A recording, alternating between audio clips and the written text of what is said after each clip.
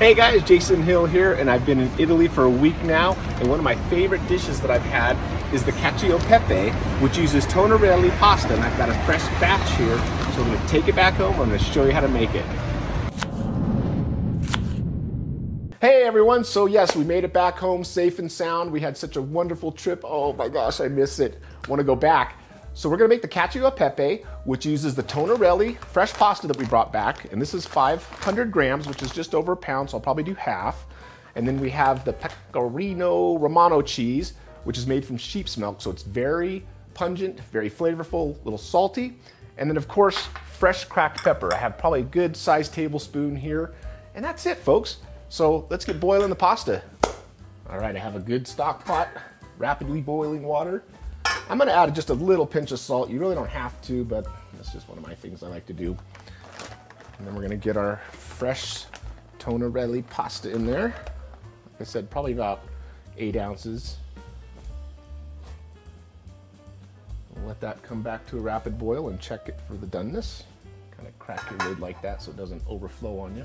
Next to my pasta, I just have a cooking wok here. You're not gonna heat this. We're just gonna pour in our cheese, and you can see I did the fine, real soft grate on that, and that's about 4 ounces. All right, we are getting close. You can see the pasta's floating up, and what you're gonna need to do is before we strain it, you're gonna want to get about a cup of the water.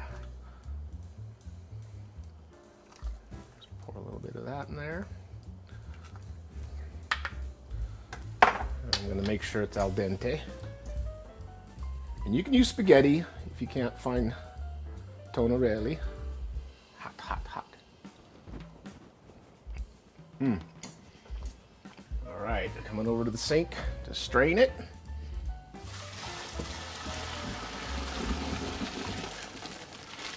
There we go. All right, we're gonna start by adding a little bit of the water, maybe a 1/4 cup. Followed by the fresh pasta.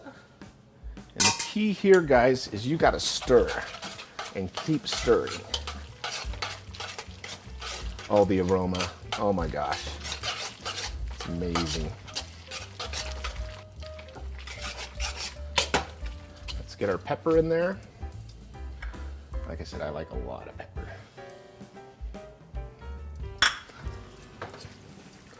We are ready to eat. Get a nice little serving here. Oh yeah.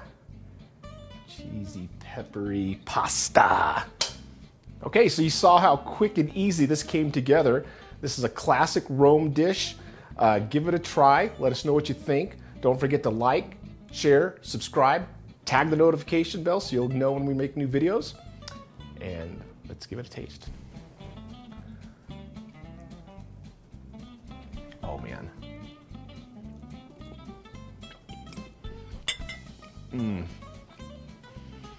So simple, so delicious. As always, guys, thanks for tuning in.